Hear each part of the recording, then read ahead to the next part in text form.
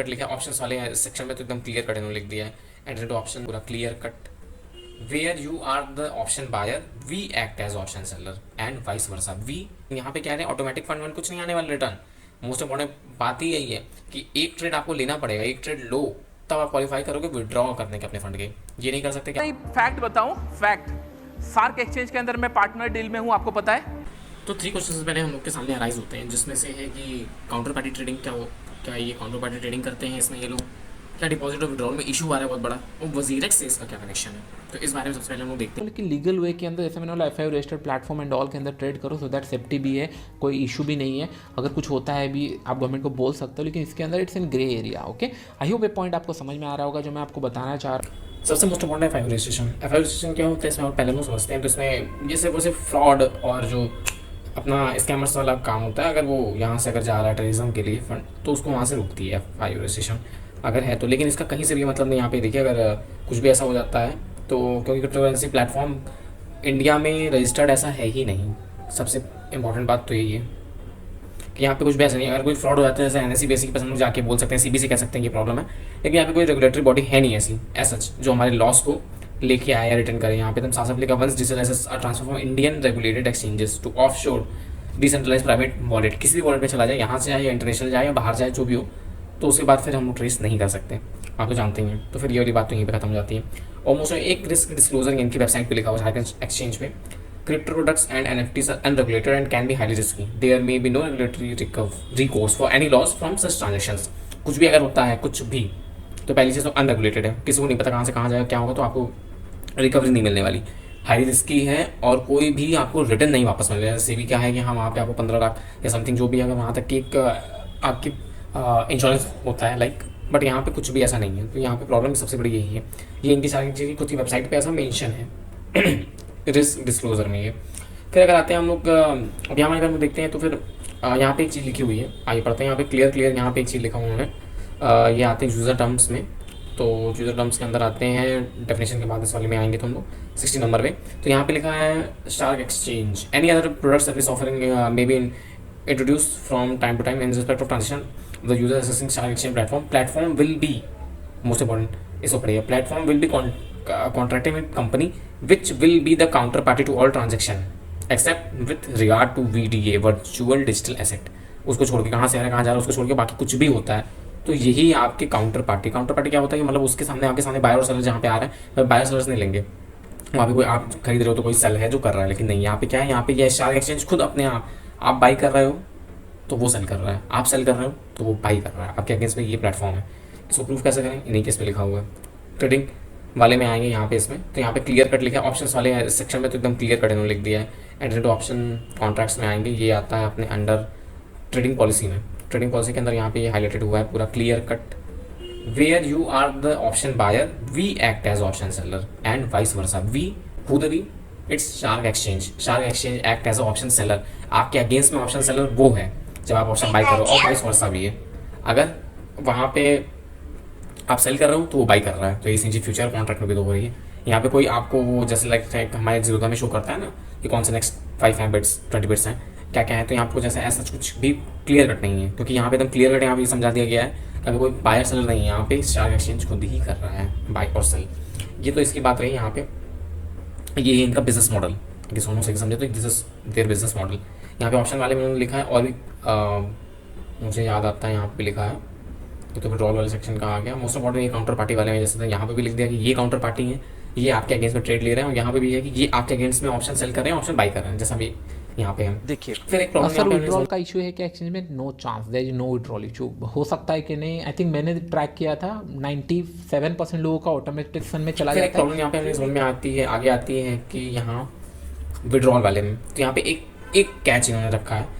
अब ऐसा क्यों रखा है ये वही जाने। In the event that funds are deposited in your account and withdrawal request subsequently raised by you without any trading activity, इसको देखिए, without any trading activity and keeping a minimum balance in your wallet we reserve the right to temporary hold the withdrawal. मतलब समझे ये क्या है? मेरा focus है कि ना 1 लाख 2 लाख डॉलर डालो और काम करो, उससे ज्यादा नहीं कर पा रहा हूँ। क्यों? क्योंकि भाई ब्रोकर पैसे देगा ही नहीं देगा मुझे नहीं पता किस दिन। कि हम टेम्पररी आपके विड्रॉल को होल्ड कर सकते हैं, बट क्यों पता नहीं भाई, और ये बताएंगे भाई ऐसा क्यों। और यहाँ पे मोस्ट इंपॉर्टेंट ये वाली लाइन है, at least one trade must be executed by you to qualify for withdrawing funds to bank account. आपने अकाउंट में डिपॉजिट किया, उस डिपॉजिट के बाद आपको अब ये करना है कि आप पहले एक ट्रेड लो। मतलब तो फंसाने वाली बात हो गई ना, मतलब जरूरत तो नहीं कहेगा कि हम जरूरत में अकाउंट में डालें पैसा, तो हम चाहे 3 महीने ट्रेड करें चाहे ना करें, या 3 महीने के बाद तो ऑटोमेटिक फंड आपके बैंक अकाउंट में चला आता है। लेकिन यहाँ पे क्या है, ऑटोमेटिक फंड कुछ नहीं आने वाला रिटर्न। मोस्ट इंपॉर्टेंट बात ही यही है कि एक ट्रेड आपको लेना पड़ेगा, एक ट्रेड लो, तब आप क्वालिफाई करोगे विड्रॉ करने के अपने फंड के। ये नहीं कर सकते कि आपने फंड डाला और आपको नहीं समझ में कुछ नहीं, तो वहाँ पे विड्रॉल चले या ऑटोमेटिक चला है या चला आए, आप निकालना चाहो तो भी निकाल सकते, जब तक आप एक ट्रेड नहीं लगाओगे। भाई मेरा मन नहीं है ट्रेड लगाना, मैं क्यों लगाऊँ, लेकिन आप ऐसा नहीं कर सकते, आपको करना ही पड़ेगा।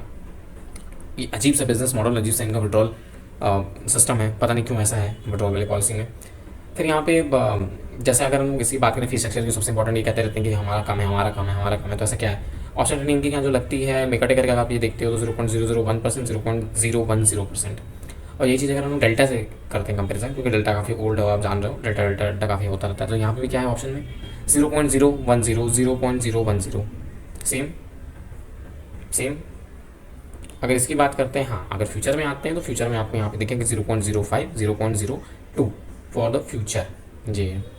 और यहीं पे चार एक्सचेंज में अगर हम लोग आते हैं तो यहाँ पे लिखा है मेकर में 0.016 और 0.040। हाँ फ्यूचर से कम, बट ऑप्शंस में एग्जैक्टली सेम। तो ऐसा कोई बहुत बड़ा प्रॉब्लम नहीं है।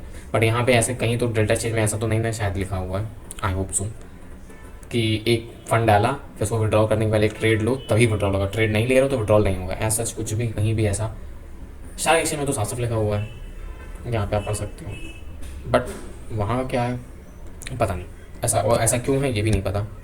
और उससे आगे बढ़ते हैं तो हम कॉन्वर्सेशन वाले में एक चीज़ ये देखते हैं कि यहाँ पे सोशल मीडिया इन्फ्लुएंसर के बारे में भी इसमें कुछ लिख रखा है, जो कि यहाँ पे क्लियर मिसलीडिंग इन्फॉर्मेशन वाले में लोग डालते हैं अपने दिस डिस्क्लोजर डॉक्यूमेंट, अपने आप को देखिए क्लियर कट पीछे कर लेते हैं यहाँ पे साफ साफ। लेकिन अब सर क्यों ऐसा करे शुभाशीष सर, ये तो पता नहीं किसी को भी। Certain videos and related product including this that's material initially intentionally misleading. For instance, advertisement on social media platform may focus on personal gain, particularly highlighting the high risk involved. और यहाँ पे लिखा है कि influencer, mainly social media influencer, जो कि financial incentive को promote करने के लिए, अपने बढ़ाने के लिए इसको प्रमोट कर सकते हैं। वीडियोज़ क्या वर्चुअल डिजिटल एसेट्स, VDA, यही आपका उसमें कुछ भी आ जाता है, इथेरियम चाहे बिटकॉइन हो या कुछ भी हो। तो अब इसमें यहाँ पे प्रॉब्लम सबसे बड़ी समझ लो क्या आ रही है, यहाँ पे आप किस पे भरोसा करोगे, इन्फ्लुएंसर पे? ये तो कंपनी खुद ही करे, इन्फ्लुएंसर भरोसा ही मत करो, तो भाई भरोसा कहाँ से करें फिर हम, करें तो करें क्या, वही वाली बात आ जाती है यहाँ पे। करेक्शन यहाँ पे अगर हम लोग उसका देखा जाए, एक चीज़ और मैं आपको पढ़ाना चाहूँगा। यहाँ पे कुछ लिखा था एक ये वाला लाइन, यहाँ पे था इसके अंदर, जब आप डीप रिसर्च करोगे इस पर जाओ, उनकी वेबसाइट पे सब कुछ लिखा है यूजर एंड टर्म कंडीशन वाले में सेक्शन में। यहाँ पे नीचे आने में हम लोग को कुछ चीज़ें और मिलती हैं, like the monetary value actually received as a conditional fee from the user for the service rendered by us in relation to the two transaction immediately preceding the date on which the claim is made by the user।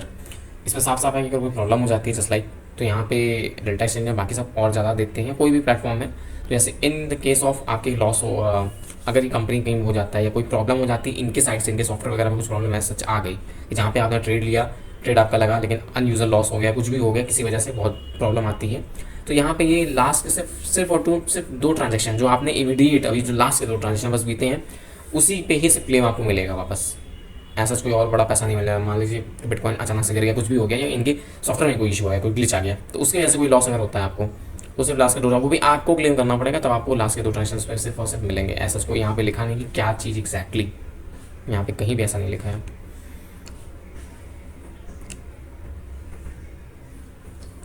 सिर्फ और सिर्फ जो फ़ी आपने दी थी बस वही मिलेगी, और कोई भी अमाउंट आपको ऐसा नहीं मिलेगा। सिर्फ और सिर्फ फ़ी जो यूज़र ने पे किया सिर्फ और सिर्फ वही मिलेगा। ये भी बहुत बड़ा इश्यू है सोचने वाला और अपने आप में, कैसा क्यों आखिरकार। और फिर अगर हम लोग उसकी बात करते हैं और ये शार्क सिंह की वेबसाइट को ही देख लेते हैं। यहाँ पे आपको अगर ये सब पढ़ना है तो आपको कहीं बस इसको स्क्रॉल डाउन करते हैं, यहाँ पे अबाउट KYC डिस्क्लोजर में जाइए, प्राइवेसी पॉलिसी, ट्रेडिंग वाला पढ़िए, टर्म्स एंड कंडीशन पढ़िए, इन ही 4-5 में आपको सब कुछ इसमें मिल जाएगा, जहाँ से मैंने ये सब कुछ निकालने मैं आपको बता रहा हूँ। यही सारी सबसे बड़ी प्रॉब्लम तो यही सामने आई इसके सामने। और जो वजीरेक्स वगैरह या यहाँ पे जो इनके वेबसाइट का जो पुराना डोमेन कहाँ रजिस्टर्ड हुआ था, क्या हुआ, तो बाकी तो वो वाले सर ने सब बना के इसमें डाला हुआ वीडियो, वो आप उनकी वेबसाइट में जाके देख सकते हो ज़्यादा डिटेल्स में इसके बारे में। बस मेन चीज़ों की जो थी ऑप्शंस कि इसका क्या है, ये इसके सामने काउंटर पार्टी में कौन ट्रेड ले रहा है। सबसे बड़ी बात तो ये थी कि काउंटर पार्टी यहाँ पे ट्रेड ये खुद ही ले रहे हैं, ये ऑप्शन बायर हैं, हम ऑप्शन सेलर हैं, हम ऑप्शन सेलर हैं तो वो ऑप्शन बायर हैं। कोई यहाँ पे ये नहीं लिखा हुआ है, कोई यहाँ पे इन्होंने पता नहीं कैसा मेंशन कर दिया यहाँ पे, इसका मतलब यहाँ पे कोई है ही नहीं, ना कोई बायर रियल, ना कोई बायर सेलर रियल। ये कंपनी ही आपसे ट्रेड कर रही है। तो अब क्या ही बोलें, कंपनी ही हमारे अगेंस्ट में वर्क कर रही है। मतलब हमारा प्रॉफिट तब होगा जब हम इस कंपनी को लॉस करेंगे, और इसके पास क्या हमारे सारे एसेट्स, सारी चीज़ें, कहाँ हमारी एंट्री, कहाँ हमारे एग्जिट लेंगे, सब इसको पता है। होपफुली यहाँ पे कुछ वीडियो एक सर का मैं आपको दिखाता हूँ, वो देखिए आप। ये सर यहाँ पे बातें कर रहे हैं, इनकी बात सुनिए। ये वीडियो करने के लिए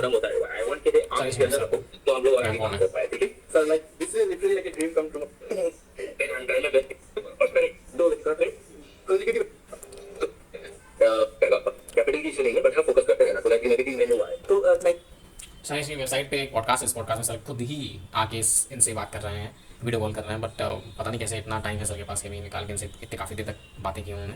अगर इनका खुद का प्लेटफॉर्म नहीं होता ये, अगर इनका ही नहीं होता तो ये ऐसे कैसे करते, इतना प्रमोट क्यों करते हैं इसको। ये कंडीशन दिखाता हूँ इसमें पाई 42 का, ये पारिस डिस्क्लोजर वाले में सेक्शन में आते हैं नीचे, यहाँ पे आता है पाई 42, इसे पढ़िए। विथहोल्डिंग टैक्स के लिए ये एप्लीकेबल और stock exchange determine that any transaction on the Pi 42 are subject to WHT requirements.